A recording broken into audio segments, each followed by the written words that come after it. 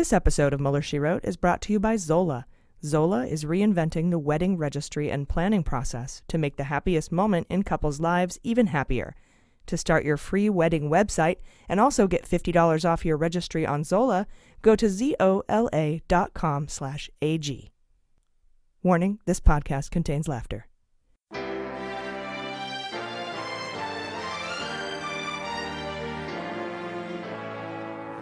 So to be clear, Mr. Trump has no financial relationships with any Russian oligarchs. That's what he said. That's what I said. That's obviously what our position is. I'm not aware of any of those activities. I have been called a surrogate at a time or two in that campaign, and I did not have communications with the Russians. What do I have to get involved with Putin for? I have nothing to do with Putin. I've never spoken to him. I don't know anything about him other than he will respect me. Russia, if you're listening, I hope you're able to find the 30,000 emails that are missing. So, it is political. You're a communist. No, Mr. Green. Communism is just a red herring. Like all members of the oldest profession, I'm a capitalist. Hello and welcome to Mueller, She Wrote, the weekly podcast for all things Mueller. I'm your host, AG, and with me as always is Jaleesa Johnson. Hello. And Jordan Coburn. Hello. How was your week? Good, yeah. Get any shows in? I did. I did some mics. I probably did a show or two. Oh yeah, I had Palace weekend shows. Oh, nice. Was Main that stage? this weekend? No, I did the gold room in the back. Okay. Yeah, why do they call it the gold room? It's the second best room. No, it's stupid. Yeah. You gotta complain about that. It's wishful thinking. You need to be on the main stage. Yeah. They're trying to make it not sound stupid. People are like, oh, the gold room, and then they go inside and they're like, wait, what the fuck? Like the second stage at what's that one in Pasadena? Flappers? Or Ice House, or maybe Flappers. Yeah. Ice House. They used to call it second stage, and now they call it like the Yoo-Hoo room or something. Oh, that is Flappers, actually. Yeah, Is it yeah. Flappers? Yoo-Hoo is Flappers. Mm-hmm. Okay, see? I don't know. It's still a good room, but it definitely is smaller than the main Exactly. Small but intimate. It yeah. is. Just And advertise then it we've as got such. The belly room at the store, store. yeah. They have 3 rooms there, though. They have the OR, which is the original room, and then the main room. I guess that wasn't originally there. They built it after Yeah, the fact? I think they did. So the main stage is actually the second stage, and then the belly room, which is upstairs, which I love the belly room. Yeah. Because you do that little kitchen walk through the back stairs and you feel important. Oh, yeah. Madhouse also has a second room now. Oh, I heard. I What are they like it. calling it? The Carlin room, I think, according to the Wi-Fi. That's really? my investigative reporting. That's cool. The Sane House. Yeah, Oh. it looks like the Comedy Cellar kind of, because it's in a San Diego historic building, so there's bricks everywhere. It looks super cool. It's very nice, yeah. Is yeah. it downstairs or? It's all downstairs, yeah. Oh, I didn't know they had it downstairs. It's where the... Well, no, same level. Oh, Like, okay. Yeah. Oh, yeah. Gotcha. All right. Anyway, my week was good. Basically, just sat around waiting for indictments. We all kind of were. This week was crazy, and we have a great show lined up for you. We have Judd Legum. He's coming on to chat about Stone's election shenanigans. And we have Emi Guereca. She's the founder of Women's March Los Angeles. She's joining us in our Flip It Blue segment with Eyes on 2020. Jordan's going to be covering the Facebook fiasco today. And in our new Racial Maddo segment, Jaleesa's going to cover the legal team seeking Trump apprentice tapes in the immigration case that's making its way through the courts right now. I'm going to be covering Roger Stonehenge and all the things surrounding him. But first, I want to thank you all for following us on Twitter. If you don't already, head over and follow us at Mueller, She Wrote. If you're not on Twitter, just dust off one of those old AOL or Hotmail emails and create a Twitter and follow us. We get some great discussions going on there, so I think you'd be into it. Also, please subscribe to us on iTunes and leave us a rating to help us battle the trolls. And if you're not a patron, you can become one at patreon.com/MuellerSheWrote. We just reimagined all of our thank you gifts, and for a limited time, we have our new 2019 Sexy Justice calendars. They make amazing gifts for the holidays, and you can get one for signing up at the $10 level, which is amazing because they're $20 on the store. So the $10 patron level, you get the calendar and you get all the other stuff too. Because when you just buy it on the store, you don't get that stuff. You get access to the bonus episodes, the Fantasy Indictment League, the MSW Book Club, our weekly newsletter that Jordan does so beautifully. Not to mention you get ad-free episodes, which this wouldn't count. I'm just talking to you. I'm sorry. So check it out at patreon.com/MuellerSheWrote. Once we get to 3,000 patrons, we're going to start putting out 2 main episodes every week, and we're very close to that goal. So thank you to all our patrons. We have a lot of news to get to this week, so let's jump in with just the facts. All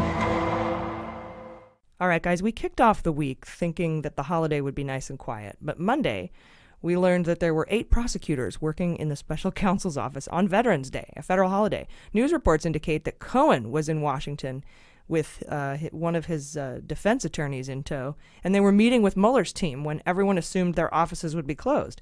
Most reporters speculated that they were prepping him for the grand jury. There was no real story on it. No one ever came out and said exactly what was happening. We just had some eyes and ears on the ground and kind of found out through some other anonymous alt and Fed employees, friends of mine, sources that were telling us what was going on.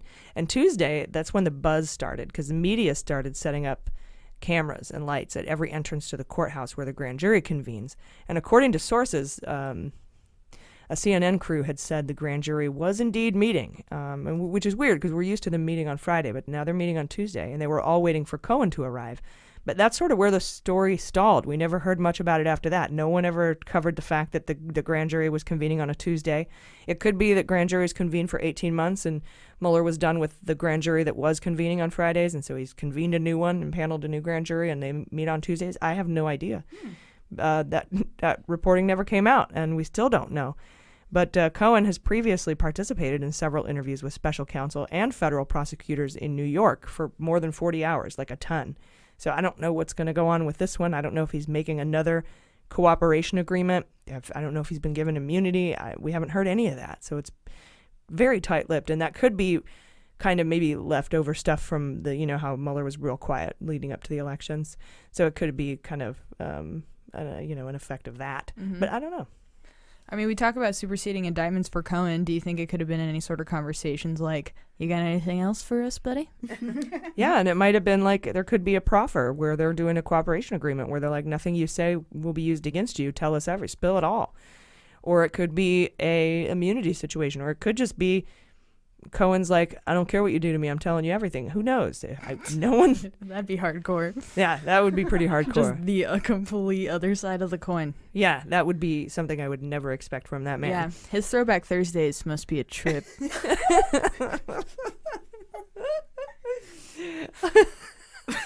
TBT. When I was a dick. Nice. TBT, when I stole taxi medallions. Medallion stallion, hashtag. Mm-hmm. Also Tuesday, Adam Schiff, the ranking member of the House Intelligence Committee, the guy who's poised to take control of that committee in January, told Chuck Todd, Meet the Press, that if Whitaker doesn't recuse himself from the Mueller investigation, any role he plays will be exposed to the public. He said that. You'll be exposed. And I love him. And Whitaker, as you know, he was installed as the acting attorney general the day after the midterm elections. We kind of saw this coming. Everyone freaked out, but we were like, if you listened to this show, you were like, yeah, this was going to happen. Mm-hmm. And his appointment has been met with intense scrutiny. Top congressional Democrats wrote a letter Sunday to Lee Loftus. He's the top ethics guy at Maine Justice, and he's a Trump appointee. And they demanded that Whitaker recuse himself and vowed to use their newly gained power in the House to block him from interfering with it. We'll send a picture of that letter out in our weekly newsletter for you. Representative Jerry Nadler, the soon-to-be chair of the House Judiciary Committee, so Schiff is the Intel Committee, Nadler is the Judiciary Committee, he said he would subpoena Whitaker, if need be, to question him about his expressed hostility toward the Russia probe. And the members also threatened to attach legislation protecting Robert Mueller in the upcoming must-pass spending bill. Now, later in the week, that's like this month, guys. Later in the week, Senate Majority Leader Mitch McConnell, he should just always be met with sad tuba music. We should add that little sad trombone. He doesn't deserve even a trombone. It's like sad tuba music. Boom, boom. Yeah, and the tortoise in the hare, he would still lose. He would. Because he's on his back, kicking his stupid legs that probably have chins. I don't know. Anyway, so Mitch McConnell blocked Senators Coons and Flake from bringing up legislation to protect Mueller. And Dems have not said whether or not they'd be willing to shut down the government if that must-pass spending bill is not passed, because they believe they have bipartisan support for it. There's a lot of Republicans who are into this. Oh, yeah. Chelsea talked about that last week, right? Yeah, and Collins is one of them, but I don't believe a word she says. And Flake is kind of a flake. So, have you seen that meme, like with the guy that's with the girlfriend, and he looks at the other chick, and it's Jeff Flake, and he's all three people? That's brilliant. Yeah. I have seen that meme. That's amazing. You could also do the one, where the guy's sneaking up on the guy in the suit. Mm-hmm. And they could both be Jeff Flake. I love it. You should be the spokesperson for Head and Shoulders. And Mitch McConnell for no neck. I don't know. Yeah. Chin cream. There you go. You don't even need beards. Mitch McConnell should be the spokesman for beards because he should have a beard to hide his no chin. Beards, what they're for. Beards brought to you by chins. Sorry for chin shaming. We're going to get in trouble. I know. Only bad people. There's so many things you could say. Why do you have to attack their looks? We're comedians. And he looks funny. And sorry. Most importantly, we're comedians. Yeah, I know. You know what? I'm sorry. I'm lowbrow. We're not above that. No. So that doesn't mean we go lower. It just means we're lowbrow. That's just where we are. They go low, we go lowbrow. That's how it. I was born here. I was born in the gutter. Anyway, what was I even talking about? Oh, McConnell, he blocked the bill, right? And so, despite all the warnings, all this crazy, anti-support, I guess, coming out for Whitaker, even coming from Republican side, all this intense scrutiny.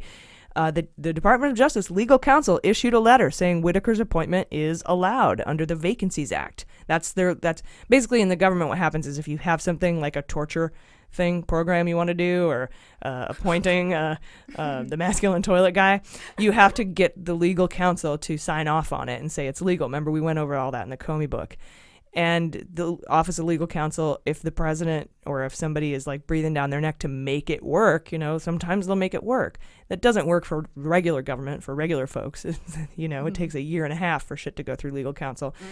Mm-hmm. But the legal counsel said it's allowed under the Vacancies Act, Whitaker's appointment, which then the Vacancies Act basically says any senior level official in a high level position, that's a GS 15 or higher. I'm a GS 14, so that kind of gives you an idea of how not important you have to be. If you're a GS 15 or higher for more than 90 days, you can become the acting AG. And many Dems argue the constitutionality of the Vacancies Act, because the AG is a principal officer, and the Constitution clearly states that the principal officers must be confirmed by the Senate. And as of this recording, Whitaker has indicated he does not intend to recuse, and he's also saying that he will not cut the Mueller budget. So who knows? Like I've said a million times, I think the only reason he's there is to get info on the Mueller investigation to give to Trump. I think that's the only reason he's there. Oh, yeah. Yeah. When they asked if he was going to cut it, he's like, what budget? Oh, smooth, Whitaker, smooth. Nice. When asked about the Attorney General appointment this week, the Washington Post interviewed Trump. And Trump pulled another Lester Holt this week. This was big news, and it just sort of went by because he just says so many dumb things, and I think that's kind of his MO. He's like, I'm gonna say so many dumb things that when I say dumb illegal things, no one will notice. Yeah. But when he was asked about, and you remember when Trump was asked about the firing of Comey during the interview with Lester Holt, and he said, this whole Russia thing, this thing with Russia, when he did that whole thing, that was on my mind when I fired Comey, basically. And then he told a couple of Russians in the Oval Office that he had the Russia thing off his back because he fired Comey. Well, in an interview this week with the Washington Post, Trump did the exact same thing. He was asked about Whitaker, and because he's temporary, and when Whitaker's done, whether or not he was going to appoint Chris Christie. Maybe Chris Christie could become his permanent nominee to Attorney General. And Trump replied by saying the Russia investigation should never have been had. It should never have been had. Like, he repeated that a couple times, and he just talked about Russia, and the Washington Post guy was like, okay. Didn't ask you about Russia, but thank you for that. And you could tell by the reporter's response, even though it's just a written interview, you could tell they were like, holy shit. And I can just see fucking Mueller like, God, stop obstructing justice so I could finish my report. Like, he has to keep adding on. It's like me trying to wrap the news up at the end of the week. Like, stop news, stop.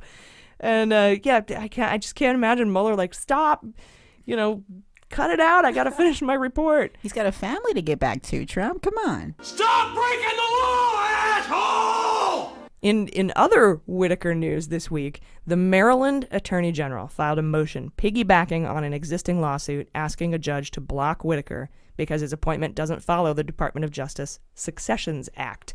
And they're asking the judge to order that Rosenstein be put in charge instead. They're just skipping to the, cut to the chase. This isn't constitutional.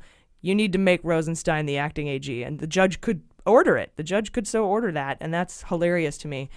This motion is tied to a lawsuit filed in September against Jeff Sessions, the racist possum, defending parts of the Affordable Care Act. And since Sessions is no longer Attorney General, these guys are asking the judge to rule on a successor as a defendant in order for that case to proceed. And they're saying Whitaker cannot be that defendant because Whitaker said the Supreme Court ruling upholding the ACA was one of the worst rulings in the court's history. So that's a kind of a conflict of interest. So we'll keep you posted on the ruling in this case as we get updates. But apparently this is happening in hundreds of cases across the country. People who've been suing Jeff Sessions are saying we can't use Whitaker as a defendant. You have to. And so there could be 100 court cases asking judges, and any one of them could say, yeah, you're right, I'm making Rosenstein the Attorney General. So it's just interesting, or acting Attorney General, I should say, because of the Successions Act and the Constitution saying that this is a principal officer. They have to be confirmed by the Senate, and Rosenstein has been confirmed by the Senate. Mm-hmm. No one really. It's just amazing that he's not the acting AG by default. Yeah. I think 2019 will be an interesting year with all these cases coming out. Oh, it should be super fantastic. I'm very excited. Yeah, I don't really understand why Rosenstein also had to go, because it's like you're getting rid of one person, not every decision that they've ever made and all the people they've ever appointed, Like if whatever, I don't know, yeah, Secretary of State or something gets replaced, does his entire cabinet also go away too? Yeah, no. Yeah, that's weird. Also Tuesday, CNN sued the White House over Trump revoking Jim Acosta's hard press pass because of that doctored video incident where a female staffer tried to grab. She's not an intern; she's an actual staffer. I think she's an associate principal, assistant, deputy, communications director. She's like an aide to an aide to an aide for the communications department. She tried to grab the microphone away from Jim Acosta, and that's my new boyfriend, by the way. And later in the sorry, McCabe. You can be on weekends. But later in the week, a judge ruled in favor of CNN and reinstated Acosta's pass, along with granting him a restraining order that he filed against the White House, though I'm not sure how that works. Yeah, they kind of cancel out. Is he going to stand outside? Like the White House can't come within 500 yards of me? I don't understand how that works. That's funny. Can America ask for a restraining order against Trump? That would be great, right? Like, I feel threatened. Incredibly threatened. It's important to note, though, and I want to make sure that this is clear. That ruling was not about the First Amendment, as Sarah Huckabee Sanders said. She's like, the First Amendment, cunt face. It's not about. It's got nothing to do with the First Amendment. They didn't even touch the First Amendment. It was ruled on the Fifth Amendment, which is due process. And basically, what happened is they revoked his press pass. He'd already had access to the White House. No one is saying everybody deserves access to the White House. The guy who already had access to the White House had that credential revoked without due process, and that's why the judge reinstated it. And I guess the restraining order probably disallows them from taking it again unless the due process is followed. Or it could be from the Mike chick. She can't get within 500 feet of him. Did you see the SNL sketch? With Cecily Strong? No, that's like one of my favorite sketches in a long Brilliant. time. So good with her up and down kitty and the thing. And she's trying to take your mic. Takes his pencil. I need your microphone. Yeah. Cecily Strong she's the jam. And then their doctored video. Yeah. Yeah, it's so amazing. It's so good with the kick and the fall off the cliff and the big animated punching hand with the boxing glove. Oh my God! If you haven't seen it, we're not doing it justice. You got to go watch it. There was a lot of Roger Stonehenge news this week, and I'll go over that in hot notes. But I wanted to discuss the history with Stone and his election protests in light of what happened in Florida this week. And joining us today to discuss Roger Stone's long con into election stealing is the author of the newsletter called Popular Information. Please welcome Judd Legum. Judd, welcome to Mueller, She Wrote. Thanks for having me.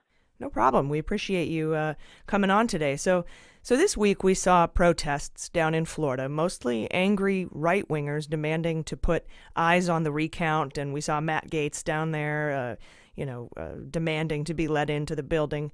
And they were chanting, "Lock her up," in reference to the female registrar of voters, which sounded eerily familiar to us. And we're looking at the deployment of are we looking at the deployment of a strategy that went unused in the 2016 election?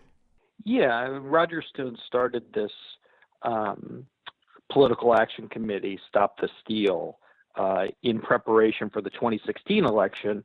He was also going to conduct his own exit polls, so that he could prove that Trump had actually won. This was all assuming that Hillary was going to win, and then effectively claim that the election was illegitimate. Now, as we know, he didn't need to use that, but he's kind of had it on tap since that time, and now it's become more useful for him. So he's unrolling the playbook, even as he really becomes the focal point of the Mueller investigation, and his ties to WikiLeaks seem to be really where a lot of the action is. So it's interesting that he still thinks that it's a good time to deploy these kind of tactics.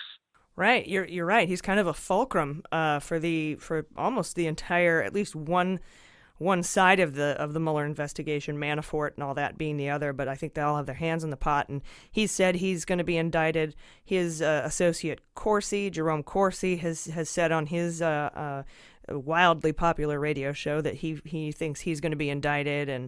And now, just last night, we got that accidental copy and paste filing error about Julian Assange and WikiLeaks being charged or being already charged under seal. We still don't have too many details forthcoming about that, as the Department of Justice hasn't really commented. Neither has the Mueller investigation. But I do remember back in 2016 when Trump was at his rallies, he was kind of paving the way, like sort of setting the scene about the election being rigged, and if he lost, it's because it was rigged, and that he even went as far, I think, didn't he say that he was not going to concede the election if he lost? Yeah, I think he was hinting at that. I don't know if he said it outright, because I don't know if he was ready to concede. He was definitely going to lose. I certainly don't think he was planning on winning by setting up the idea that the election was rigged. And of course, even after he won, he claimed the election was rigged and that millions of illegal people voted. He was actually the rightful victor of the popular vote as well. But yeah, I think Roger Stone thinks that everyone is really dumb. He seemed to know at all the key points exactly what was happening, what was going to happen. He repeatedly bragged about his back channels and discussions with WikiLeaks in all sorts of formats, both publicly and then in emails that have come out as this investigation progressed. And his explanations are incredible. I mean, he's basically just saying, "Oh, that was just a joke. I was just kind of puffing up everything," and I think the walls are closing in on him finally. Yeah, and it Trump almost sort of shoots himself in the foot on this if he tries to use this as a defense, because he could say that, the fact that Stone set up this PAC and we were planning on losing proves that I didn't think I would win, and if I thought I wasn't going to win, how could I think I wasn't going to win if I, colluded with the Russians? But then in that admission, he's basically saying, we were planning on, fighting it and setting up all these paid protests, and, he would have kind of revealed their plan on how to sort of do the whole Stop the Steal and employ the super PAC and kind of deploy that idea of Roger Stone's. So it's kind of a double-edged sword for him. So, well, we appreciate you coming on today and having this discussion. It's been really enlightening. Everyone, you can subscribe to Judd's newsletter. It's called Popular Information. It's a newsletter about politics for people who give a damn. You can find it at popular.info, and definitely follow him on Twitter at Judd Legum. Judd, thanks for being with us today on Mueller, She Wrote. Thanks for having me. It was fun. Then on Wednesday, George Conway, the third, and I shouldn't make fun of thirds because Robert Swan Mueller is the third, Kellyanne Conway's husband, his odd husband. I call her the odd husband. Or him, I should say. Sorry. George Conway. He created a little group of folks called Checks and Balances. And he did this the day before the Federalist Society met this week.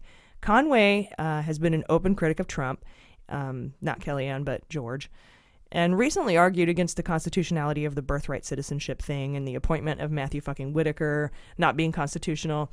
And this new group includes Tom Ridge, the former governor of Pennsylvania, Peter Kessler, a former acting attorney general under Bush, several law professors, legal professors, and the wife of the current president of the Federalist Society. That's funny. Mr. Conway was a longtime member of the Federalist Society. Federalist Society is the one who puts the list of, judges that are going to overturn Roe v. Wade, puts that list together. So that's who the Federalist Society is, super conservative. So Conway was a member of the Federalist Society, but he warns that there are conservative lawyers that have sold their souls for judges and regulatory reform. And he feels the need to be a voice for speaking out against that, and also that encourages others to do the same, other conservatives. So it's a safe space, guys. That sounds lovely. He made a safe space. And like a very interesting marriage. I know, right? Yeah. It reminds me of Carvillian. Yeah, it's Carvillian. That's a great way to put it. Mine is the same way. Yeah. My husband's way hotter than George Conway, though. Just saying. Are we allowed to agree with that? I wonder. Like, I'm like, yeah, good for you. But he's a dashing young chap. Yes, young. I don't know about that. He's got a young. He's a lot of energy to him. He has a beard. He knows what beards are for. He's hipster-like. Yes. Also this week, Mueller and Manafort's lawyers asked for a 10-day extension to give the court their update on the cooperation agreement. This report was due Friday, but they asked to be given until November 26th. I think Mueller wants to wait until he indicts Stone and Friends. Sounds like a show. Yeah. Stone and Friends. Like Barney, but for adult criminals. Adult criminals, exactly. Still just as weird looking, but adult criminals. Oh, yeah. But yeah, I think Mueller wants to wait until he indicts Stone before he provides a public report showing how Manafort helped the Russia investigation, because he doesn't want to tip anyone off, right? He doesn't want to release a report to the courts saying, Manafort gave us Stone before he indicts Stone. We reported on this a while back when crazy-ass honey badger Judge Ellis asked for a report illustrating how helpful Manafort has been, and he wanted them to name the people he's helped convict. And I think Mueller thought Trump would have handed in his answers on collusion before Friday as well. But he didn't. And I don't think Mueller wants to finish his indictment without those, because I think that Trump is going to be an unnamed co-conspirator, an unindicted co-conspirator. We'll know it's him, like we did in the Cohen plea, or guilty plea. We'll know who it is. They'll be like, it'll say the current president of the United States. It just won't name him, but he will be an unindicted co-conspirator in these documents, and he can't get that in there until Trump hands in his questions. So because Trump has been slow rolling this, Mueller asked for the extension, and he hadn't. So he can't. Okay. I'll get to a timeline in a second. But the Gates sentencing was also moved to January 15th. So all kinds of delays as Mueller wraps up this part of the investigation. That's conjecture. And I'm going to go over this in more detail later in the show, but I think that that's the order in which things have to happen for Mueller. Trump has to turn his homework in first, and then Mueller indicts for crimes of collusion, and then he can file his Manafort report to the court. No more rhymes now, I mean it! Anybody want to feel it? Yeah! So I don't know. What do you guys think? Yeah, I agree. That makes sense. It's like Manafort's such a key person in all of this. I can't imagine he would release anything that's going to tip anybody off until some of the biggest parts of this investigation are done. Mm-hmm. Yeah, and there's probably stuff in future indictments that aren't even going to be in the Stone indictments. And he's like, and in fact, in the court filing to push it back 10 days, Mueller's like, I think you'll be very impressed with what we can give you if you just give us 10 more days. And so. And Mueller fought that too. Like I can't remember how many weeks ago it was when crazy ass Honey Badger asked him for the info. He's like, I can't give it to you yet. These are open and ongoing investigations, man. I can't tip anybody off. But I really honestly think that once Trump turns in his collusion homework, no collusion. It just says that, and it's spelled extra wrong. treason credit. And so once he hands that in, Mueller can incorporate it into the indictments, he'll be an unindicted co-conspirator. I think this will come back to Trump. I think the Stone indictments will come back to Trump either through Bannon or Don Jr. or both. And all those people will be indicted. And then he can turn in Manafort's thing saying, here you go, man. He helped us get all these. Because he brought us Bannon. Totally. And then you know, the Manafort got him Stone. And then he's going to use Stone to get Trump. So that's how I see it going. Yeah, that makes sense to me. It's...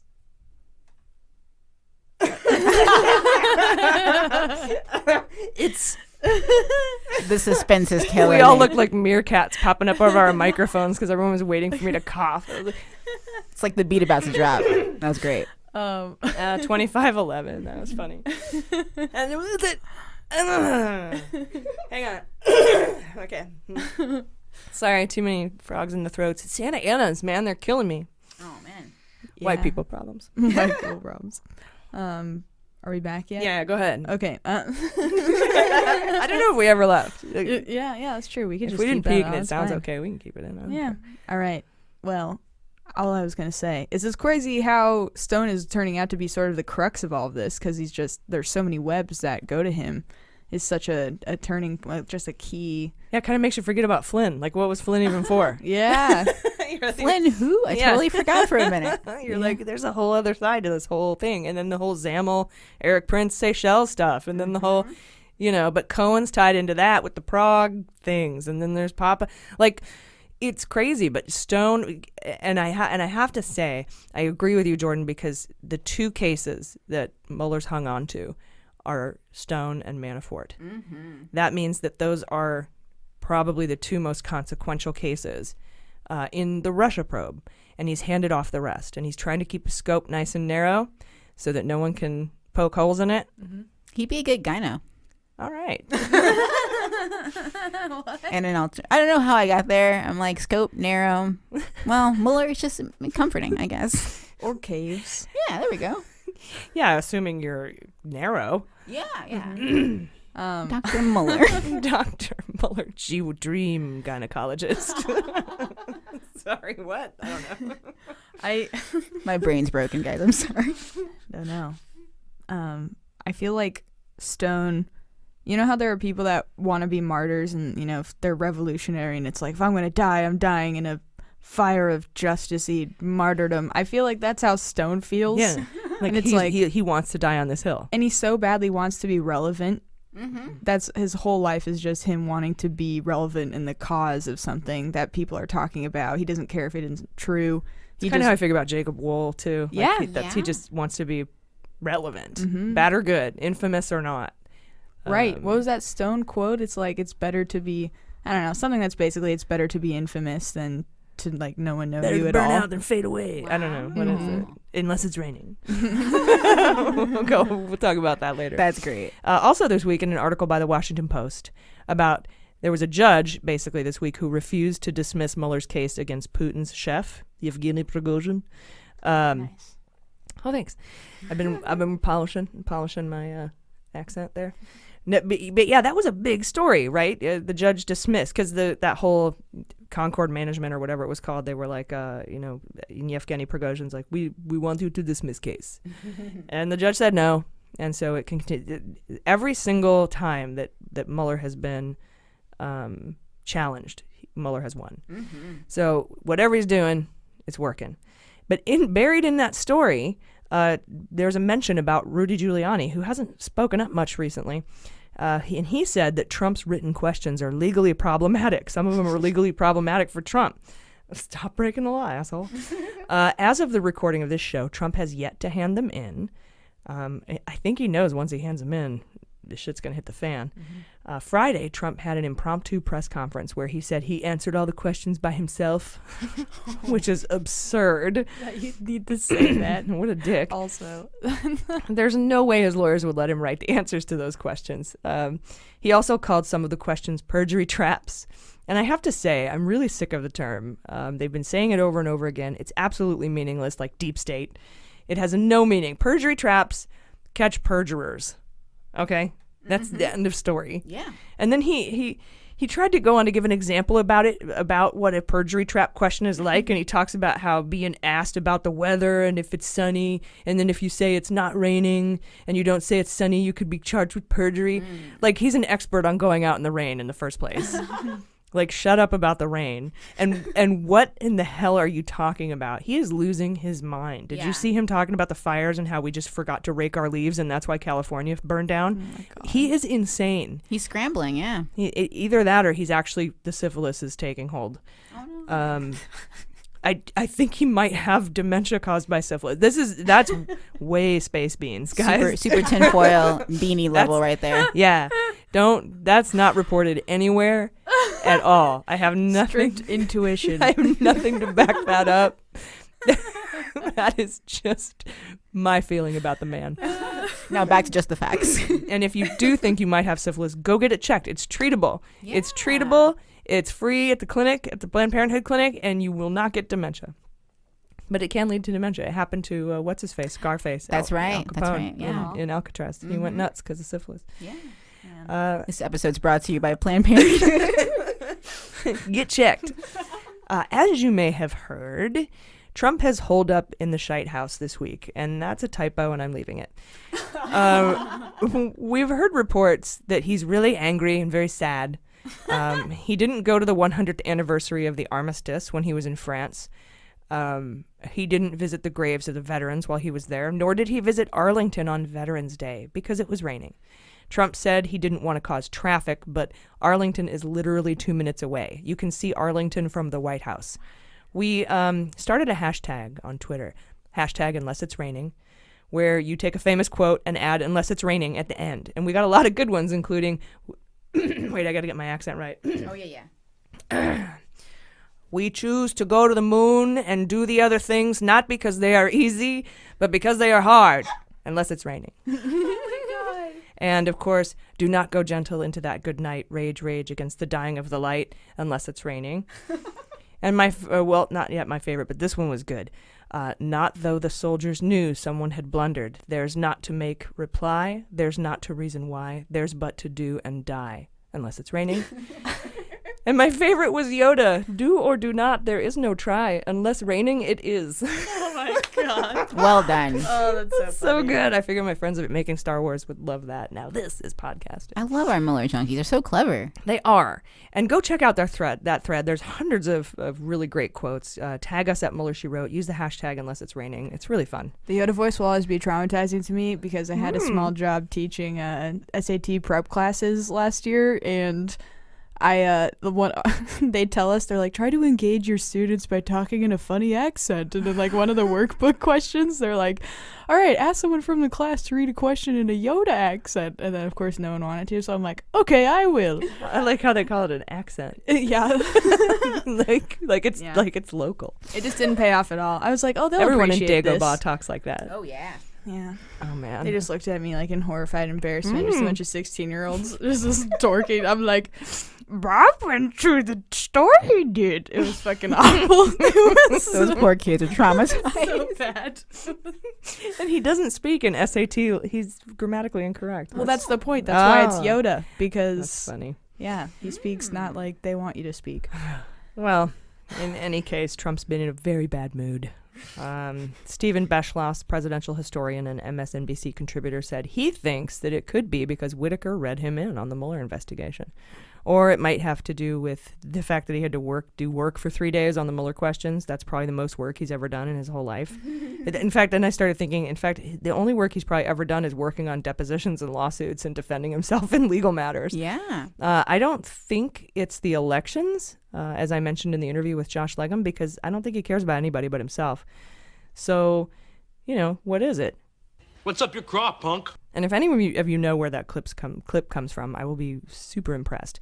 But I don't know. What do you guys think? Why is Trump pissed at the furniture? Why is he so mad? He's extra mad. Like, everyone's like, oh, he's always mad. But people around him have said he is now mad at everything. He's extra pissed. Post-midterms anger, perhaps? Totally.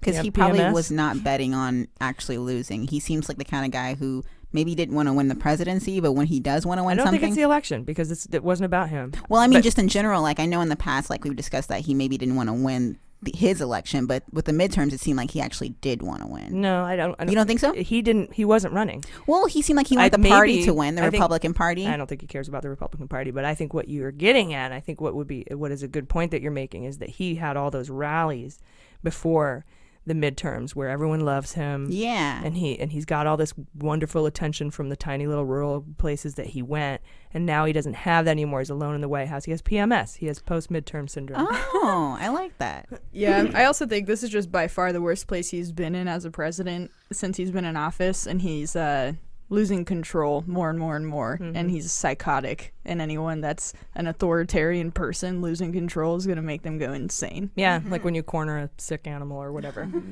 Let's see here. Wednesday. We're only on Wednesday. This is a long show, you guys. I told you. Seriously, go out for a walk. You will burn like 900 calories. Wednesday, a guest we've had on our podcast was arrested and booked on felony assault charges. Michael Avenatti posted $50,000 bail, and he's awaiting his first court appearance. And I don't care. I don't want to hear about it. I was trounced on Twitter for asking Avenatti to explain himself by like rabid, diehard Avenatti fans for even hinting that he might be guilty because he was arrested. Of course, Jacob Wool and Surefire Intelligence, who tried to frame Mueller for sexual assault, took credit for the arrest, so the whole thing stinks. But I do not have an opinion on his guilt either way. I want to hear from the victim. I believe the women first. And I want to wait to hear more about the facts before I make a judgment about whether this was a frame job or not. But holy hell, you Avenatti fans are vicious. I asked Twitter what we should call Avenatti vicious, Avenatti rabid fans, and we got Avenutters, Basta Bros, Bastards. That one's hard to discern though in text. It's good in writing because you could like maggots, MAGA all capital with little TS. Yeah. You could do BASTA in all capitals with RDS at the end. But saying it, bastards, it's hard to say. Avenazis was one. Oh. And Bastafarians. That's my favorite one. And I think Bastafarians is my favorite because I don't think we should attribute the Nazi word to people unless they're actually acting like Nazis. But y'all need to chill the fuck out. I don't know if he did it, but the dude is a douche. Unfollow me if you want to marry him. I don't care. Also Wednesday, lawyers in an immigration case have asked for the Trump apprentice tapes, and Jaleesa will go over that later in the show. Then, in this week's installment of Beans Come True, let's take a listen to what I had to say about Khashoggi as he relates to the Turkish cleric Gulen.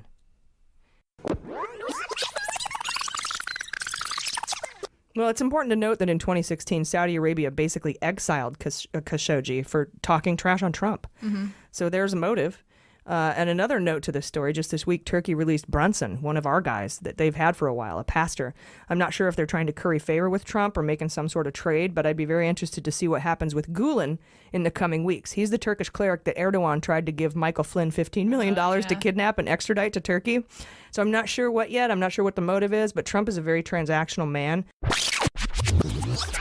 Well, just like we said, it's reported this week that Trump had asked for options to legally remove Gulen from the United States, to extradite him to Turkey, where he would no doubt be tortured and killed. And the crazy thing is that Trump asked these questions of his National Security Council about a month ago when we were saying that he would. So Trump is clearly trying to appease Erdogan so that he will lay off Mohammed Bonsah in the murder of Khashoggi. Heavy squid pro quo. Then, the CIA determined Friday that the murder of Khashoggi was directly ordered by Mohammed Bonsah, or Mohammed bin Salman. Mbissa, we call him. And while sanctions have been enacted, they haven't been enacted against MBS, nor has Trump said he would pull the arms deal. So, we'll keep you posted. But Iran is a terrorist state. Yeah. Also this week, another 30-page document was filed in the mystery Mueller subpoena battle, but no additional details were forthcoming. We talked about this last week or the week before. I think it was last week. There's the Andrew Miller case is working its way through the courts back and forth. Andrew Miller had to not hold himself in contempt. I always say that, but basically ask the court to hold him in contempt so that he could appeal, and they want to challenge Mueller's constitutionality in the D.C. Circuit Court, which is considered the second highest court in the land. Well, there's a second sealed subpoena battle going on. Some people were positing it was Trump. Some people were saying it was Junior. I thought it was Randy Credico. We don't know. There's still no information on it, but a 30-page report was filed in that case this week. It's going to the D.C. court, I think December. In Papadopoulos news, his old lawyers finally filed divorce papers, legally ending their relationship. But even weirder, Papadop's new lawyers are seeking an order for a continuance of his bail, pending the outcome of Andrew Miller's case, asserting it would directly impact the validity of Papadopoulos' conviction and prosecution. So basically, he wants to wait to see if the judge finds that Mueller should never have been appointed and he's unconstitutional, because then maybe Papadopoulos could have his conviction stayed.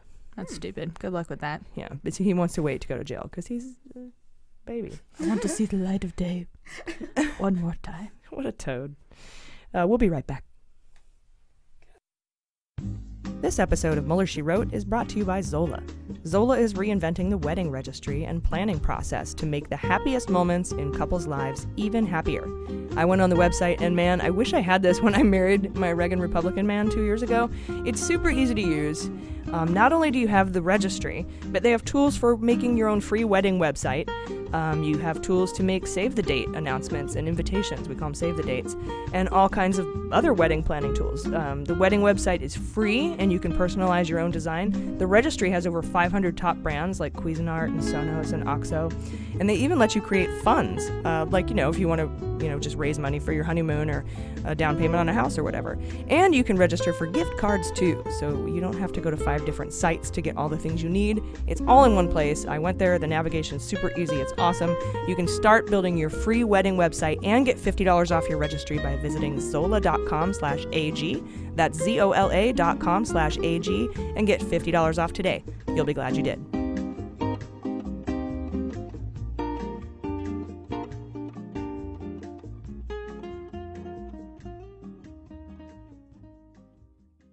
All right, welcome back. Hot notes. All right, we are back. And today, Jordan is going to give us a scoop on Facebook. But first, in our new subsegment, The Rachel Maddow Show, Jaleesa has a story about the Trump apprentice tapes. Jaleesa? Oh, yeah. So I wonder, too, should I do this in Rachel mannerisms or just go right through it? No, just go right through it. And explain, is that your Instagram handle? It's my Insta and my Snapchat handle. And I was just thinking, there's this rapper named Hoodie Allen, and it's like a homage to Woody Allen. And I was like, what kind of fun thing could I think of? And then after a lot of dumb ideas, Rachel Maddow just stood out. So I like it. I just think it just feels right. It works. At Rachel Maddow. Snapchat, there we go. Insta. Yeah. So on Wednesday, the Washington Post published an article by Alana Richer called "Lawyers Seek Apprentice Tapes in Trump Immigration Suit." So here's what we need to know. A group of civil rights lawyers are suing Trump for his decision to end special protections shielding certain immigrants from deportation. So they've already issued subpoenas to MGM Holdings Incorporated and Trump Productions LLC, demanding that any footage shot during the production of The Apprentice, in which Trump, quote, uses racial and or ethnic slurs or makes remarks concerning race, nationality, and or ethnic background should be released. So their hope is that by publicizing the unaired footage, they can prove that Trump has a history of racial bias and was likely racially motivated in his political decision-making regarding this immigration law. Now, I know what you're you don't really need to look at old tapes to you could bolster and maybe add to the giant pile of racist shit he's already said. Yeah, along with his tweets from last week, I'm sure. Yeah, so it's also maybe they should have looked at this before he got elected president America. Definitely. That's our bad. So yeah, and your first announcement shouldn't be that Mexicans are rapists. Oh. I'm running for president. Exactly. Yeah. Good luck passing an immigration bill, buddy. This is where we are. This is what we deserve. So I get it. My personal theory is not so much that the public will be outraged by this tape, but that we can use, his racist rhetoric in the court of law and get cases like this stacked against him in the argument for impeachment or something similar with this new House. So we know that Omarosa and Michael Cohen have already gone on the record claiming that these tapes exist and insist that they've heard Trump make racist remarks towards African Americans, such as using the N-word. Now, is the whole thing about impeachment, is that your conjecture? That's just me. Okay. That's a personal theory. Yeah. Thank you for making that clarification. So basically, Trump denies this, of course, and he says that he, quote, does not have that word in his vocabulary and never has, which is already suspicious to me, just personally. I just feel like you mean to tell me that you're a rich white man who was born in the 1950s and you've never used the N-word? I'm just not convinced. Like, I feel like even my woke white friends today have used the N-word every now and then. Like, just mainly to remember what it feels like to say it, or just to rap along to their favorite hip-hop songs. Yeah, So- no. Yeah, basically to sing with Missy Elliott, but, like, really, that's about it. Yeah, and I totally Or respect read that. Tom Sawyer. You know. Absolutely. I've said my fair share of things out loud just to fill the rush. And It's in his vocabulary. It's gotta be. He hates black people. Look He's at the just- Central Park Five. His dad kicked him out of the apartments. He totally hates black people. He thinks they're stupid. He thinks they're low IQ. Mm-hmm. He thinks that they're lazy. He thinks that they're thieves. And thieves.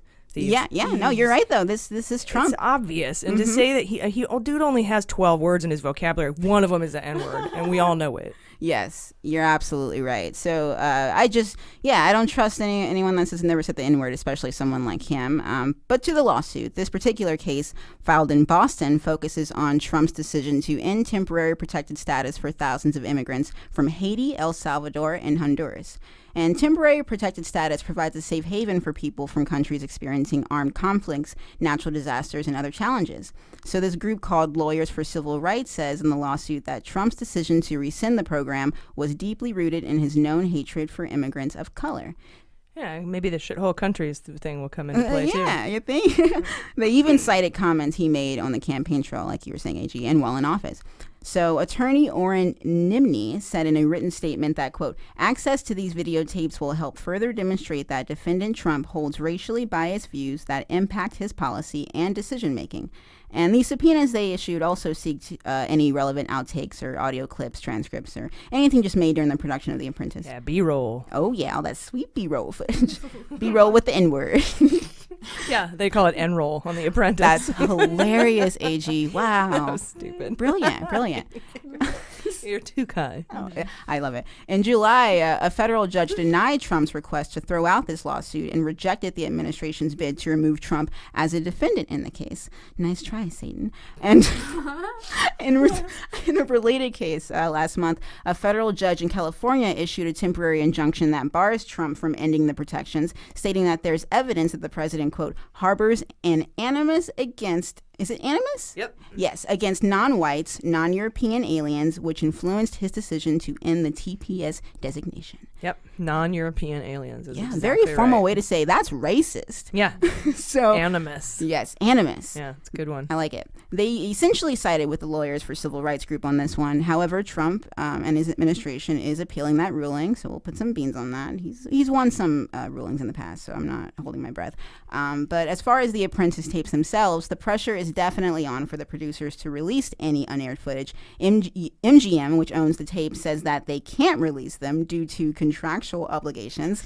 Specifically, the show's producer, Mark Burnett, said he doesn't have the ability or the right to release the footage, which makes me believe that the tapes do exist and have not been erased, right? Yeah, okay, so who does have the right to release the footage? Exactly. Right. And the fact that it's called the footage means it exists. Yeah, and who owns the contract? Somebody has the right to release the footage. Yeah, it's all going to come back to Jacob Wool. I know it. I just know it. Surefire intelligence. Yeah, I feel like MGM can definitely do that. I mean, because it's like, I don't know. If you're subpoenaed, you actually have to release that shit. Yeah, you exactly. actually technically do. It doesn't even matter. Like even health records, even private stuff that's under the Privacy Act, if it's subpoenaed, it has to be released. Yeah, they're it can pushing be released it under seal and stuff like that. But I think in this case, it would be a public court proceeding, and we would all hear about it. Yeah, I can't wait until it finally gives. So just to wrap it up, I feel like if Mark Burnett knew what was good for him, he would probably hold on to these tapes and use them as leverage against Trump. So just like Cohen did, maybe that's what he's waiting for.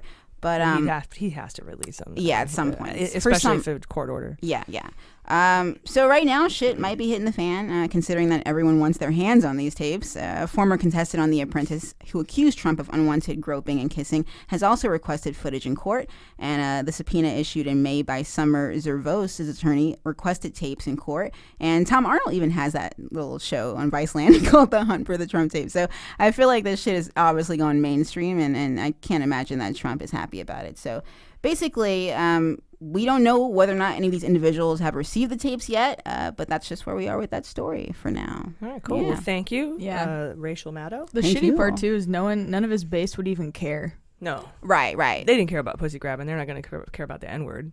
Yeah, but the politicians and with the pressure from the people that do care, I feel like we might be able to use it against him. Well, not in an I don't think that's an impeachable offense. But can't look good too, though. I'm hoping that'll just. No, I just don't think you can draft it in articles of impeachment. But what it can do is that all of those suburban districts that voted Democrat in the midterm will get more suburban districts, because I don't think suburban women, those 53% of white women voters that voted for Trump, I think that would take a huge cut if this kind of stuff comes out. And there might be at that point some of the evangelicals who that might be their line. I don't know though if grabbing by pussy is not the line. That could be. They might need more. They could face intense scrutiny from black voters.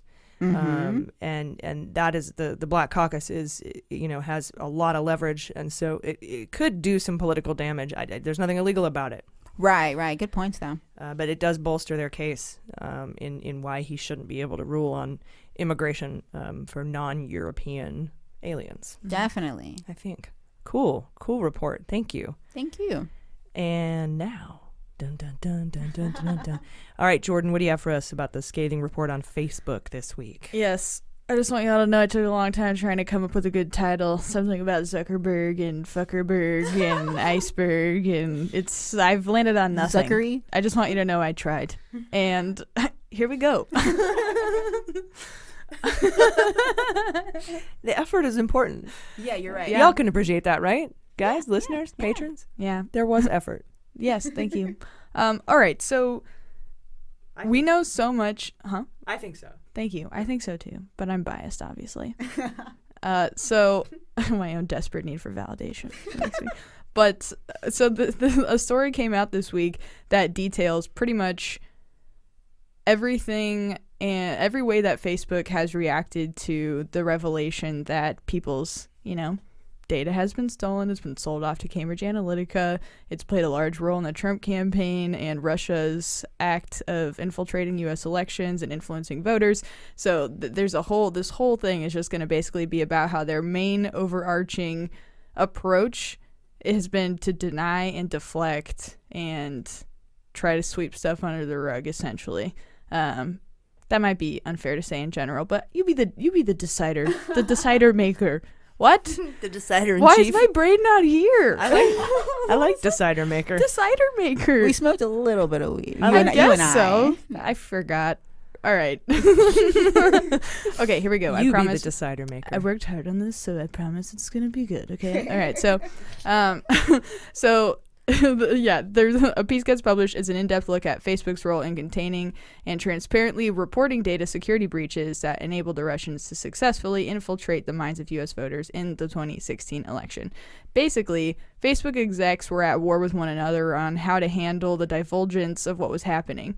In a September 2017 meeting, security chief Alex Stamos, or is it Stamos? Stamos? Is it John's brother? God, I don't know. The less hot one, because how much, I'm gonna go with Stamos. Yeah.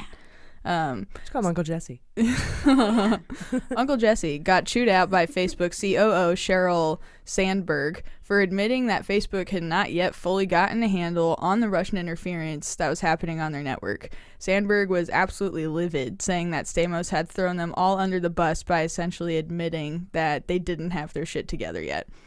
Zuckerberg and Sandberg had chosen to deflect the blame instead and mask the problem when news came out about Cambridge Analytica receiving all of that data. According to insiders at the company, by the way, this article comes from over 50 different sources of people that are lawyers, employees, you name it. According to these insiders, the two hadn't diligently worked on cybersecurity at the company and generally would pass off cybersecurity matters to subordinates with little oversight. When outrage erupted by the public, they embarked on a smear campaign, essentially, against their online critics. They even paid a Republican Oppo research group to discredit activist protesters, linking them to George Soros. I heard about that. It was like Tim something or other, who was a frequent guest on PodSave, and PodSave caught a bunch of shit for that. Yeah. Do you guys hear about that? I did not hear about that. Yeah, PodSave caught a bunch of shit for employing that guy. PodSave wanted to have a Republican opposition voice sometimes to come in on their podcast. Well, it turns out that guy was part of that PR firm that tried to help Facebook, and everyone got mad at PodSave, and I'm like, look, if you're gonna be cool and have a Republican voice on your podcast, do you expect them not to be embroiled in some bullshit? Yeah, exactly. Like, I mean, and that's kind of like we're getting shit on Twitter right now for us being on Facebook and using Facebook as a tool because of what, you know, we're going to talk about right now. And it's like, I don't know. We'll talk about us on Facebook when you're done there, because perfect. I want to talk about that. Okay, cool. Yeah, and so another thing that PR firm was doing, they were lobbying Jewish civil rights groups to label some of the criticisms as anti-Semitic to try to get them offline. So there was some like there was a poster that someone had that because Zuckerberg and Sandberg are both Jewish, and there was a image that someone had made depicting them as having tentacles overreaching a large group of something, and it's supposed to represent a monopoly. And someone so it said that they were making some anti-Semitic gesture by putting two Jewish people, you know, depicting them as some like kraken-like creature and whatever.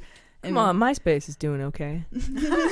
Yeah, they're not finding themselves in these booster seats. It's not a monopoly. Yeah, plenty of other social media networks out there. Yes. Oh yes. Just yes, as big yes. as Facebook. Yeah. That's true. My MySpace page is pretty great. I like MySpace it. is where I got my start in social media. Yeah, me too. All about them walls. Yeah. I like friend the wall. the music selection was my favorite part. Yeah. The top 8 would make you lose inevitably number 9 in real life. And then they changed it to the top 12. Remember, they increased their friendship zone. Number 13 just forgave me. Yeah, the friend zone. They increased it. Yeah. What a weird thing. Very weird.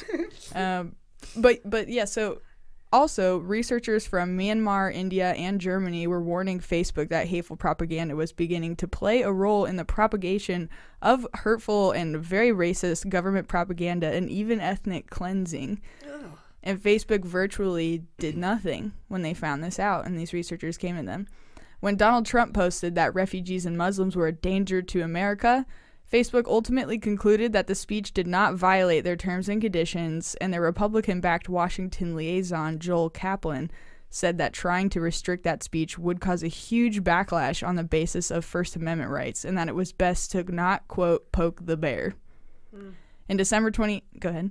The Trumpy bear? Oh, I love that. Don't make him cute.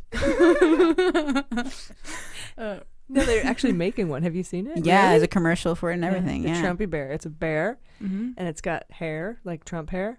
And the commercial is great. There's like a big motorcycle guy, but me and Trumpy bear go everywhere together, and they're riding the Harley down the street. Funny. And then like he's got a big flag attached to him that you can pull out of his back. You can unzip him and pull a flag out of his asshole. Yeah. And then it's got eyebrows, and then there's a lady in the front yard like, me and Trumpy Bear are going to make America great again. And it's a real fucking commercial. It's legit a product. It's not a Saturday Night Live commercial, which I kept thinking, and I have to watch it like 3 times to make sure it wasn't. It's a legit thing you can buy. That's so funny. And it's made in China. Of course. That's perfect. I want to know what catchphrases it says when you pull the string back. Oh. Get her deported. I don't Just know. a bunch of N-roll. Get her deported. No, it's funny. Larry the racist guy. All right, so back-forwarding. Why am I saying these things? Your decider maker is off today, I have to say.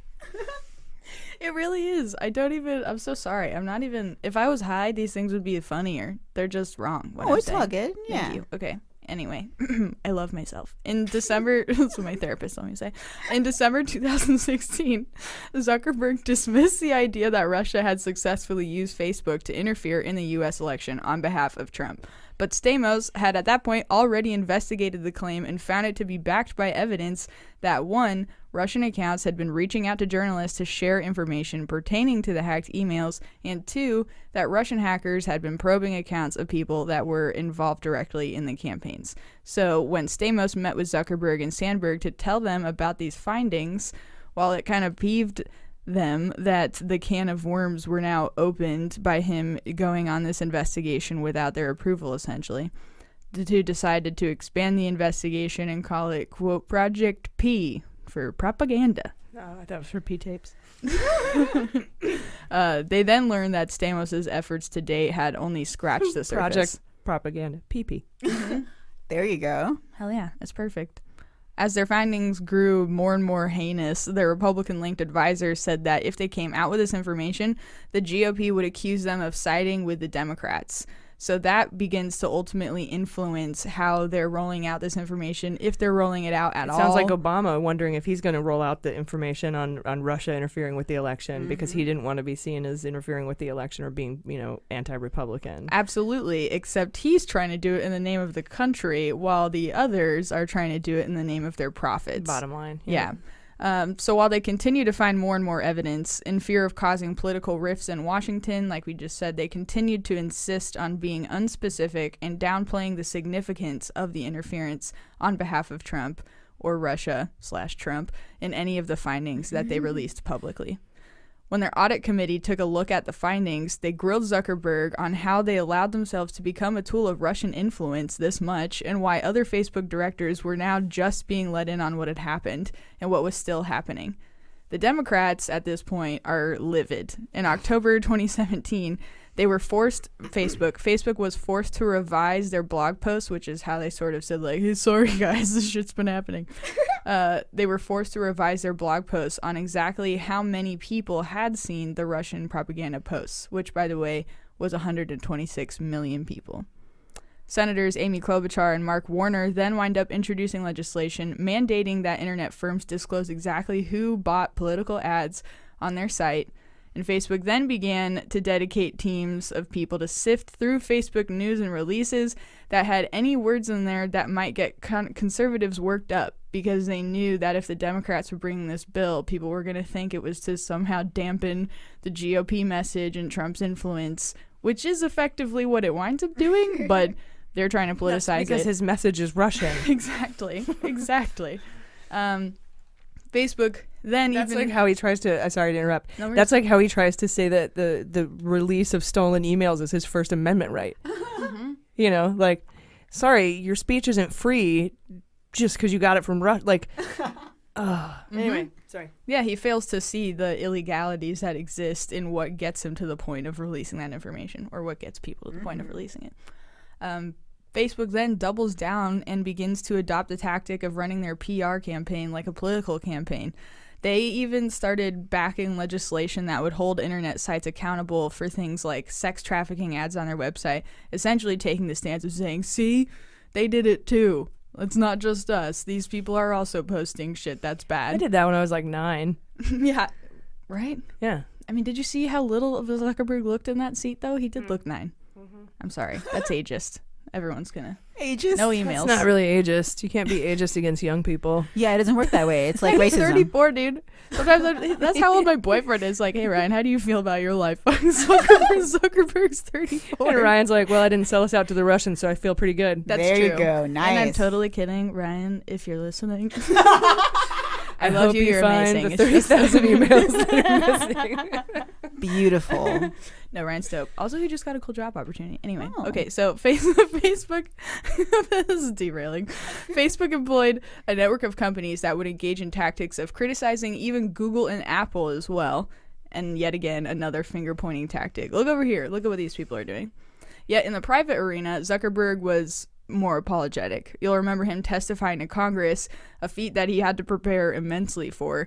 He remarked that he was surprised after the testimony at how tough Democrats were on him, unveiling that he didn't understand the scope or gravity of what Facebook had been a part of, and is still a part of.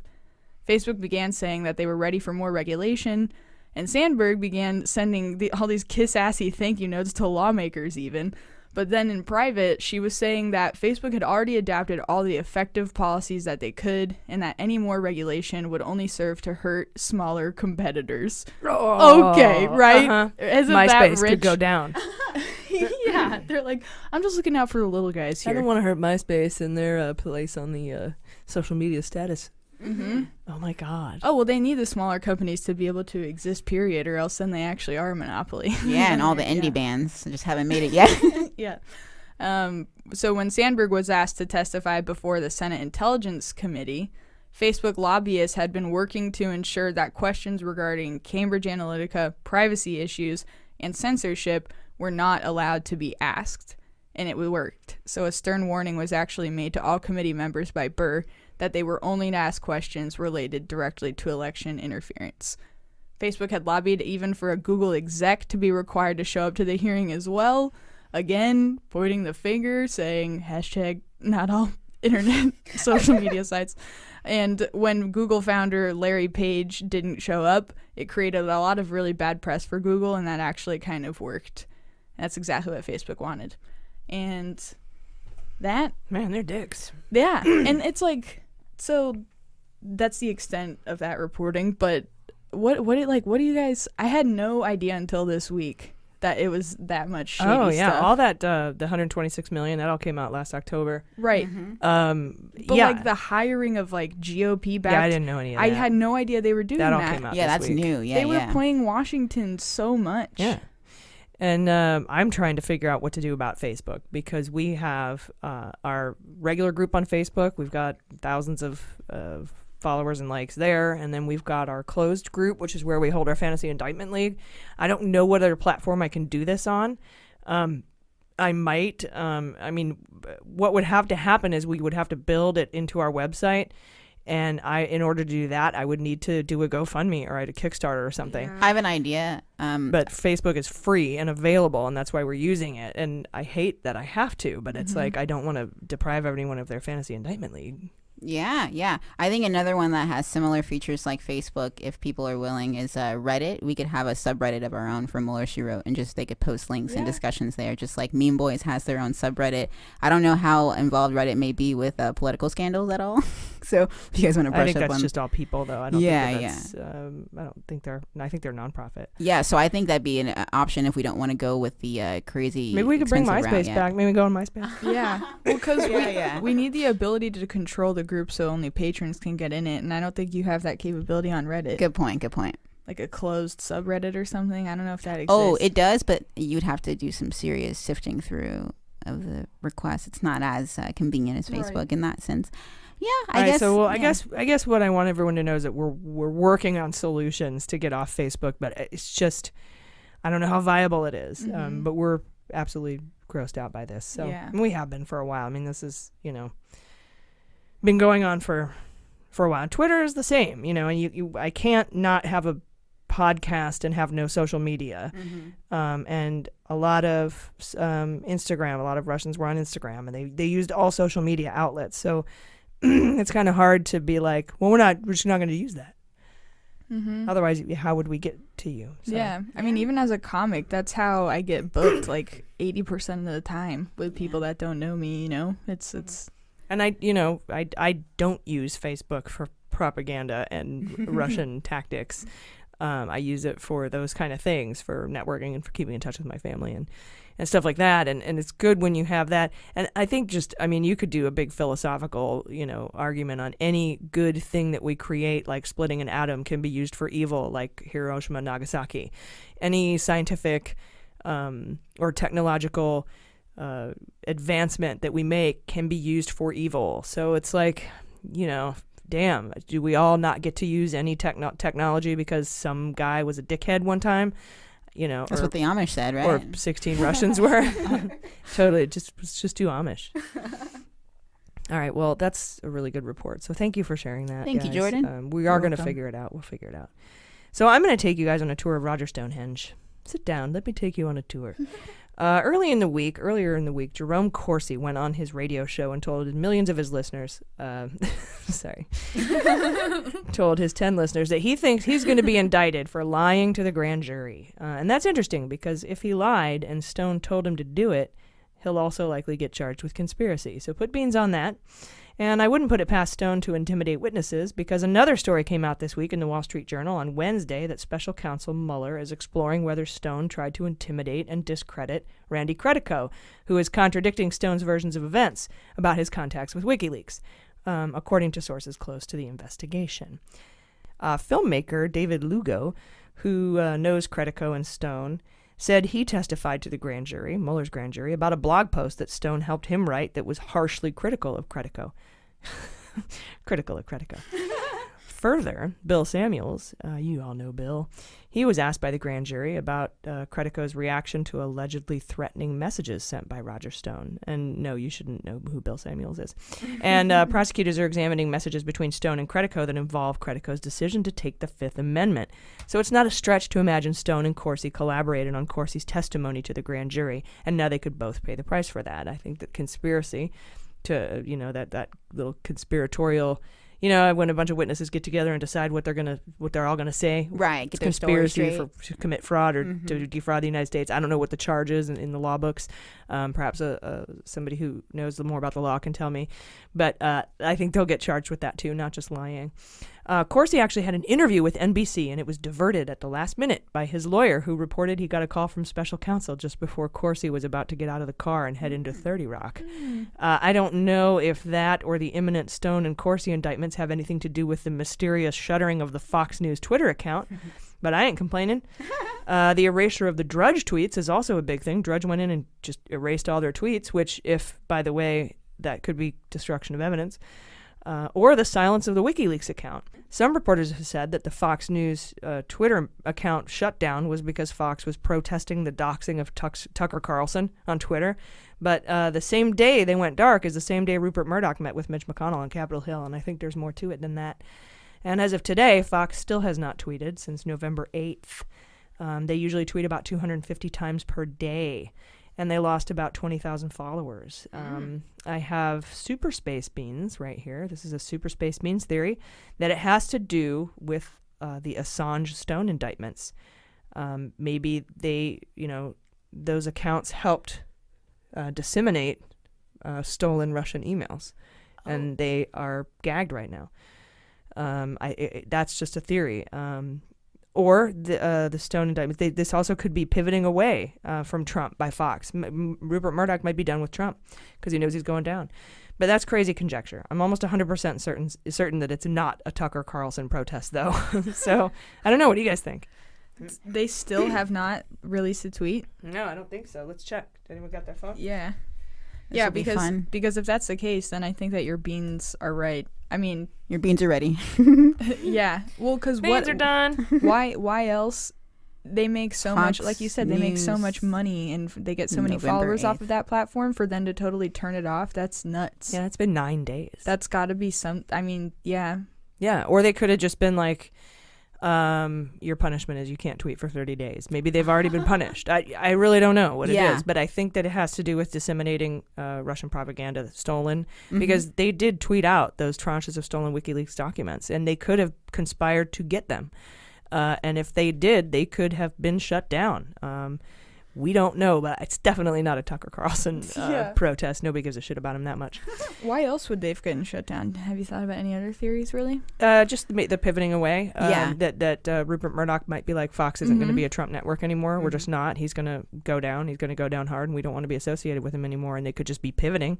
But their news show is still on. So that's why I think it has to do specifically with the Twitter, especially Drudge and everything else, because Twitter is where they were communicating, disseminating those stolen. Very good point. Yeah. Well, at least Trump still has Trump TV if he lost Fox, so. Yeah, who knows? And back to Stone, NBC obtained copies of phone records on Wednesday showing text messages. These are new. He's released a lot.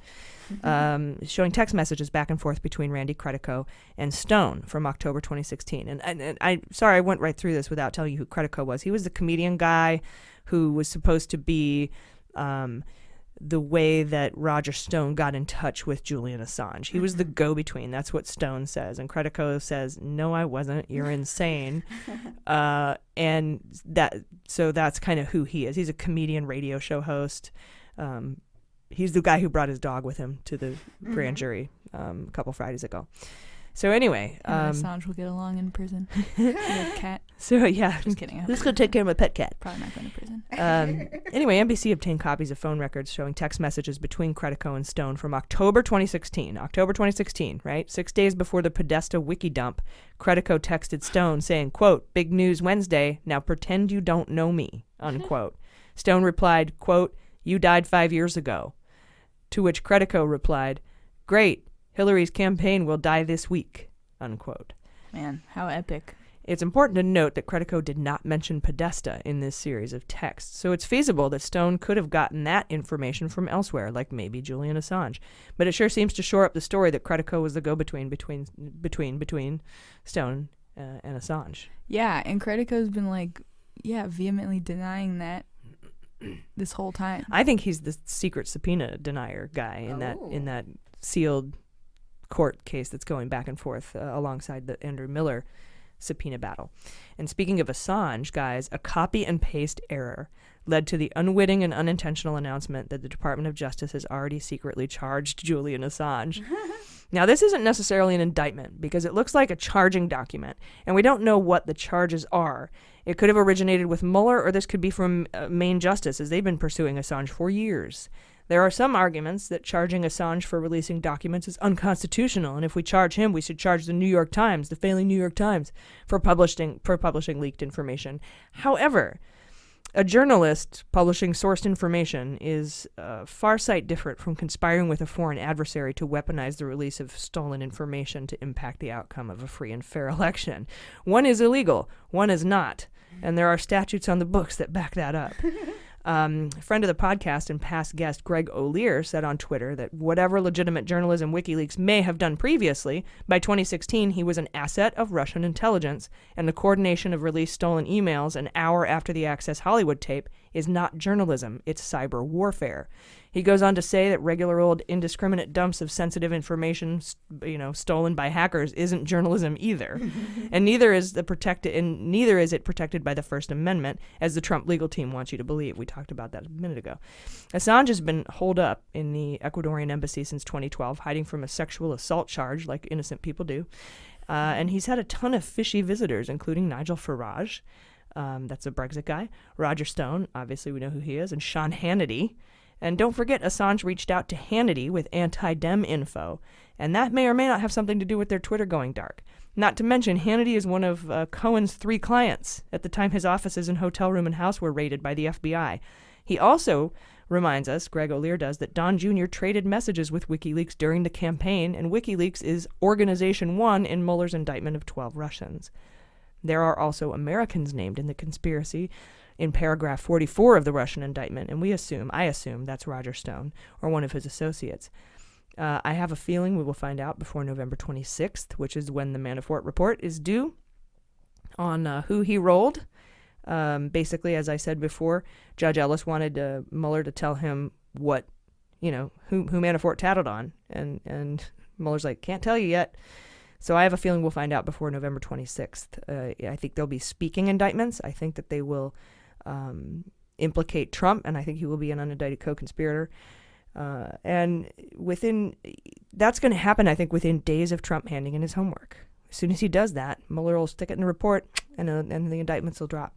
Trump's answers are about collusion. Mueller may not want to indict, as I said, without this input, because Trump could be an unindicted co-conspirator. And I think that's why he keeps pushing it back. And I think that's why Mueller keeps pushing back the Manafort report.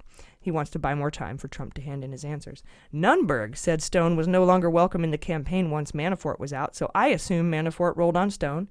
And Mueller doesn't want to release his information on what Manafort gave him before the indictments drop. So that's the timeline, and that's conjecture. So Trump hands in his answers, Mueller indicts Stone and company, implicating Trump or the Trump campaign as unindicted co-conspirators.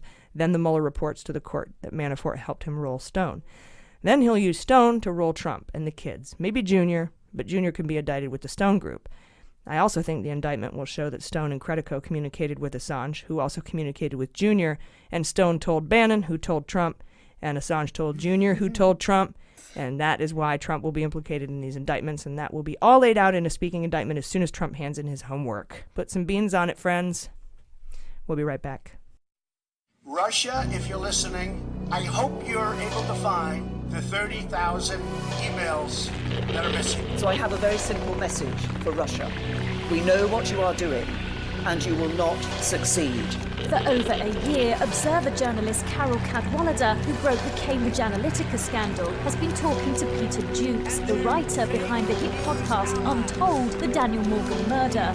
This whole story is about information, disinformation, propaganda and the way that is used and the way that it's weaponized. And in reporting this story, what has happened is I found myself on the front line of that. And their greatest ally actually is the media. This is information warfare. The man behind threats, Mr.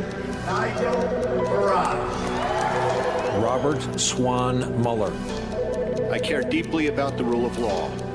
What has never changed and will never change are our values.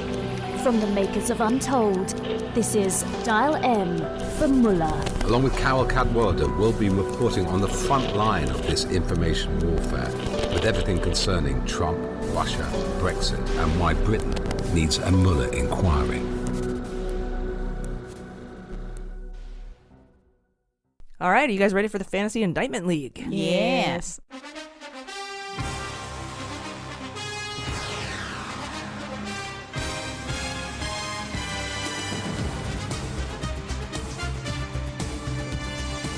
All right, this week it's looking mighty likely for some big indictments for criminal conspiracy with folks associated with Roger Stone. So I'm drafting Stone, Jr., Assange, Hannity, and Corsi.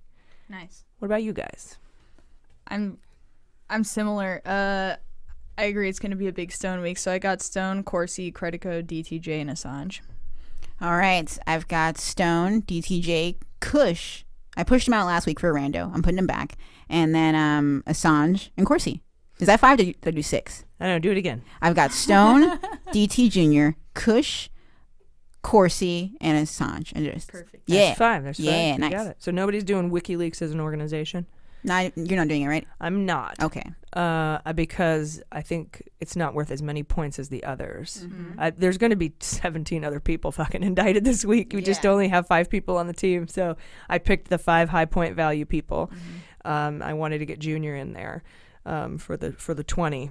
And, of course, then, the Stone, Assange, Hannity, and Corsi. I had to put Hannity in there. Twitter went dark, man. Something's up. Yeah. All right, you guys ready for sabotage? Yeah.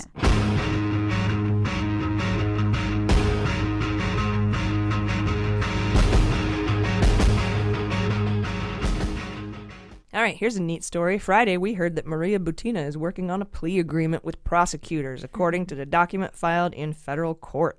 There was a hearing scheduled that both sides asked to push back 2 weeks because they're currently in negotiations regarding a potential resolution to the matter.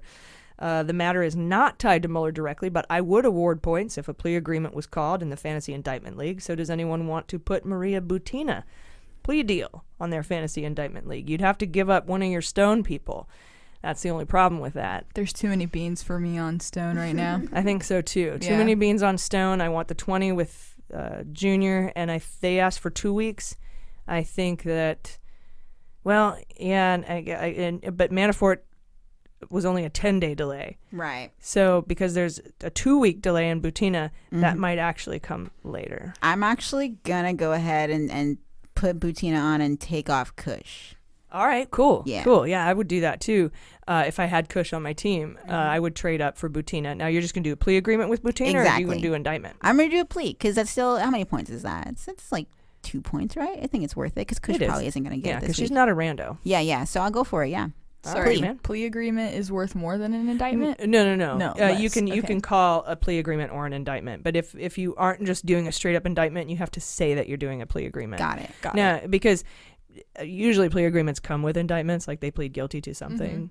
So you don't usually have to worry about it. It's just kind of showing off at that point. Yeah, I'm thinking about showing off with Credico maybe.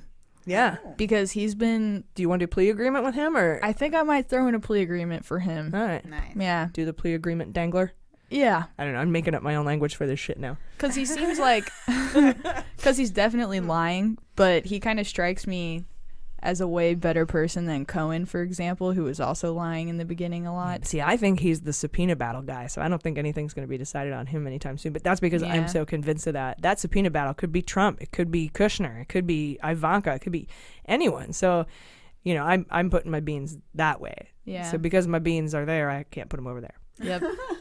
Not enough beans. Finite beans. Having a bean shortage. Roll that bean footage. All right, you guys ready to flip it blue? Yes. I'll move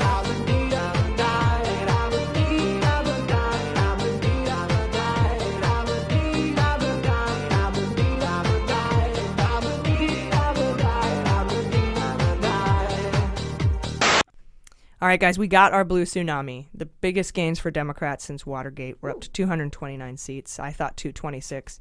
And this is fitting because now it's time to set our sights on 2020. We need to flip the Senate blue and the presidency while maybe growing our footprint in the House and then, of course, local legislations and local races like that.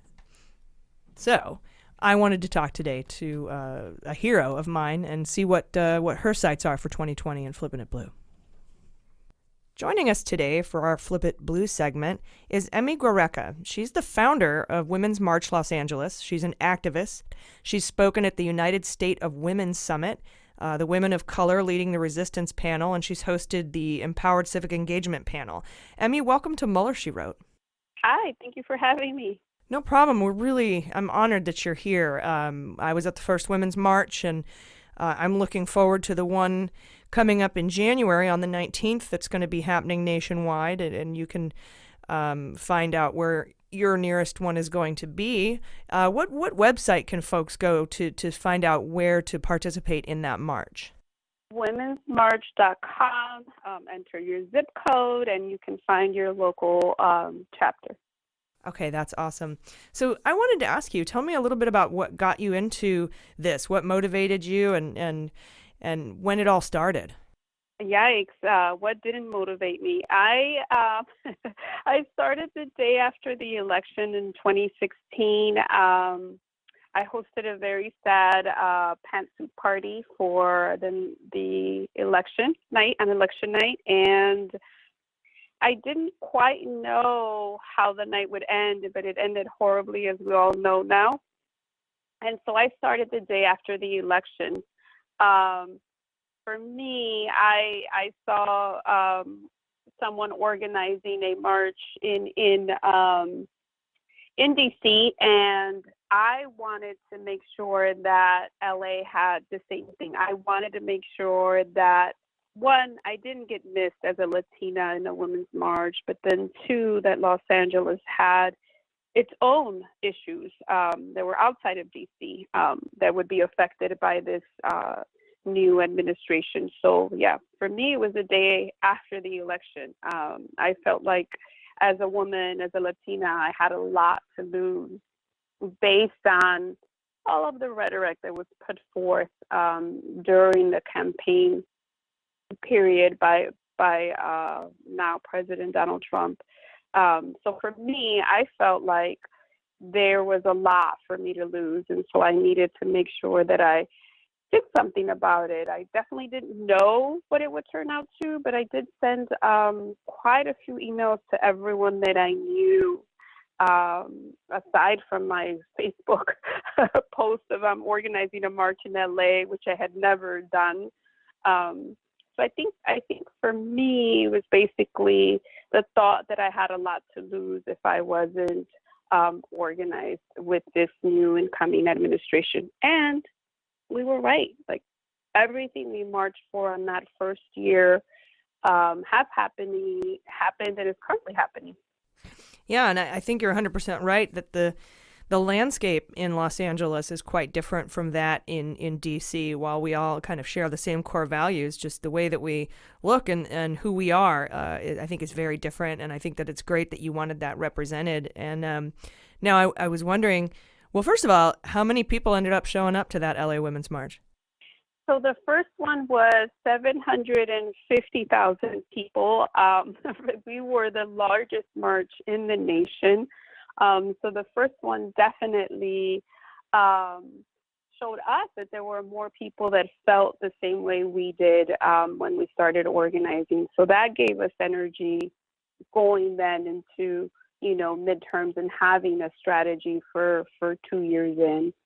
Now, what are you looking like? How are we looking forward? Now we've got the midterms under our belts. We've won that. And now, well, at least the House, which is what we were expecting. I think it's a bigger blue wave than we thought, biggest since Watergate, and they're still counting. So we can see how that turns out. But what are you doing looking forward? I know that there's the January 19th march, and I was wondering, you've definitely inspired some of the largest numbers of women running for office. I think that had a lot to do with the Women's March. But now going into 2020, what are your aspirations and your goals? Well, I think for us, it's for me and our organization, Women's March, we want to make sure that it's not a fad. We want to make sure that it's not, we're upset at the administration, we're going to march, and then we're going to run for office and then leave it at that.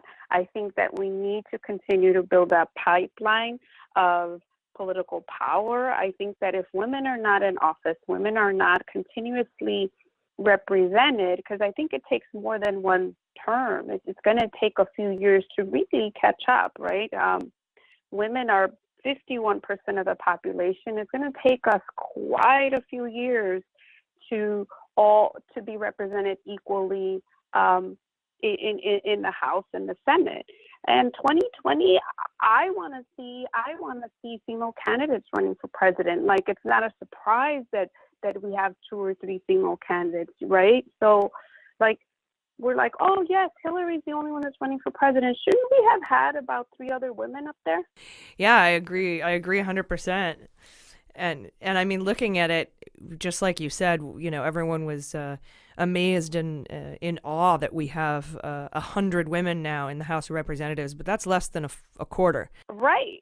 And yeah, and we're more than half the nation. Right. It shouldn't be a surprise. It should be, oh, we need more in office, right? Because when you see, 3 or 4 candidates, they're all male, and we're always surprised that there's a female running. And how do we support that? What are we doing to bring up new leadership, female leadership? I'm happy that there were so many diverse women that got elected into office. And I think that we need to continue that, because that is what the United States looks like to me. Oh, yeah, I agree 100%, especially if they're going to run, if the Democrats are going to run as they did in the midterms on health care.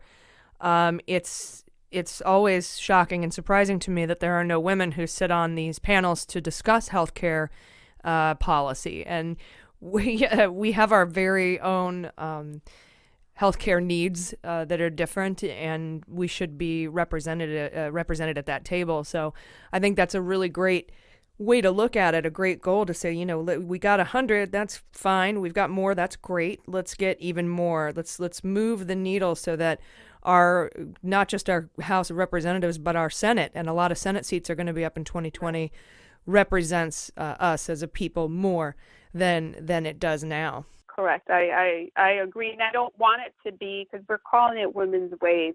For me, I don't want it to be a wave like it was in the 80s. I don't want it to be a wave where it's like, well, the women marched and they got 100 women in the office, and that's it. We have to continue till we are represented equally.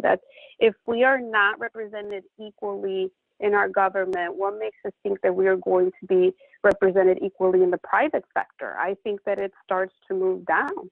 Oh, it absolutely does. It touches every aspect. And that's why I think it's so important that so many women ran for local governments and local and state legislatures, because that speaks to bigger races like governorships and then the White House presidency, the House and the Senate. And then we can also look at the judiciary. So, and I think that of all of the people that Trump has nominated for the judiciary, I think less than 9%, or 9 of them, not 9%, but 9 of them are women, and none of them are people of color. Oh, well, that doesn't surprise me there. Based on what we know about him. But yeah, that's it. And again, that is not representative of the United States. That does not represent all of us, right? I mean, at this point, you would think that women didn't exist based on who is running our country. Yeah, exactly. And are you involved with any other organizations? Is your organization involved with any others that are pushing more women to run for office?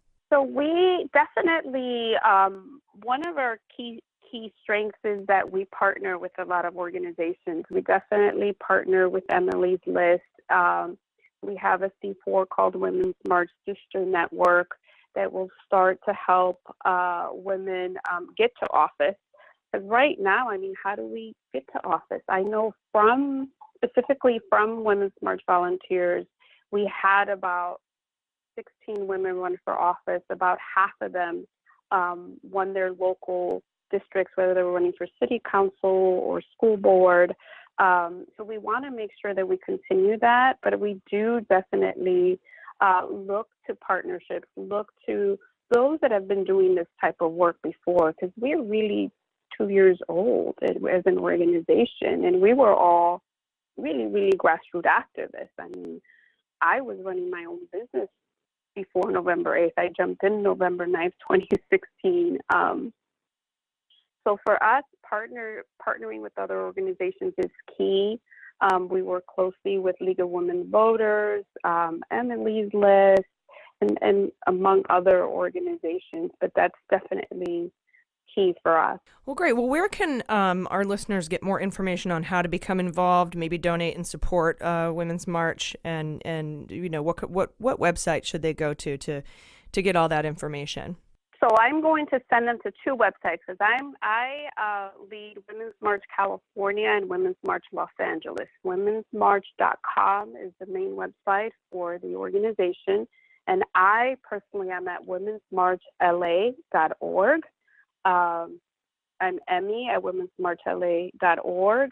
If you want to ask any questions, donate, anything you may want to know about what we're doing in Los Angeles and throughout California. Wonderful. Well, I really appreciate you coming on today. I'm looking forward to all of the activism in the next year and a half leading up to the election for 2020. I guess about a year. I guess it's a year. Year and a half. Two and a half.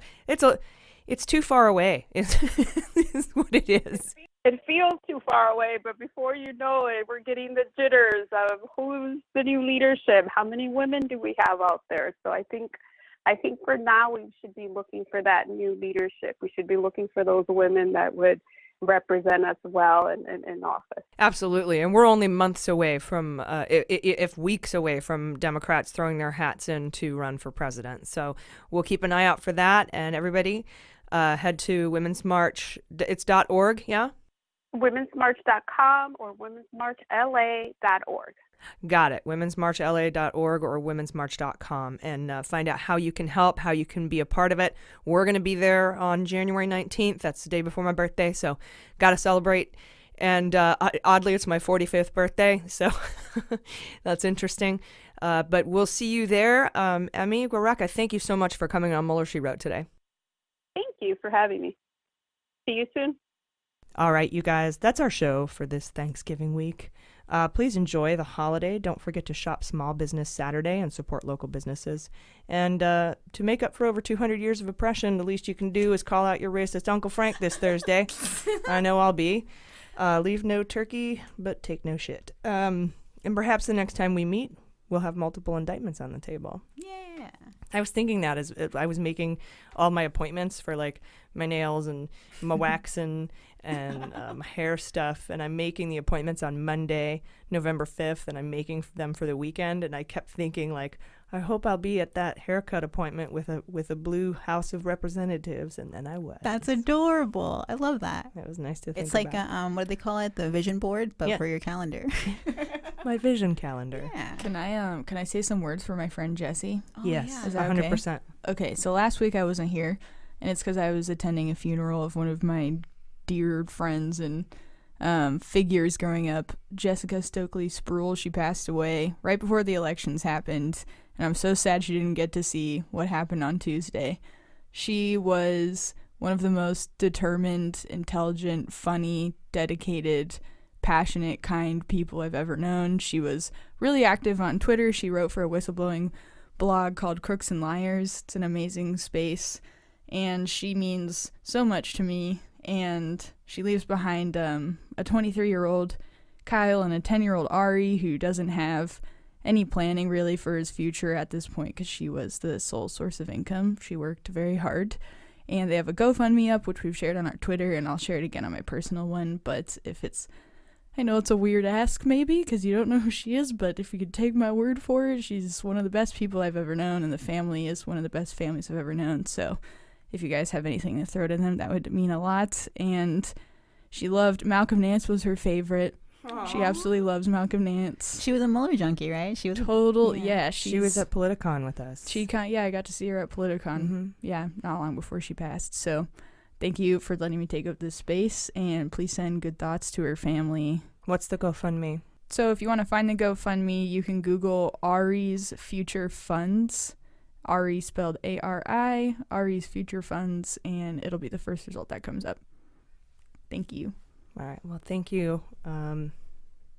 And we're going to go forward, and we're going to make sure that we celebrate her life. And Jimmy Wolpert got his bench. Yeah, Jimmy Wolpert, the Jim of the week. San Diego scene, yeah. Mm-hmm. A local comic who passed away. He drowned, and he was just a wonderful guy. So thoughts to him as well. And let's make sure that we remember what we're thankful for this week. And I know that a lot of people don't like Thanksgiving because of the indigenous peoples and all that. But then throw all that out the window. Don't make it about that. Just make it about being with people who you love, your real family or your chosen family, and being thankful for who we have and what they do for us. I've been AG. I've been Jaleesa Johnson. I've been Jordan Coburn. And this is Mueller, She Wrote.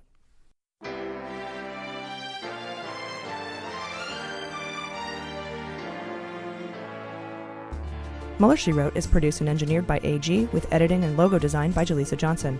Our marketing consultant and social media manager is Sarah Lee Steiner, and our subscriber and communications director is Jordan Coburn.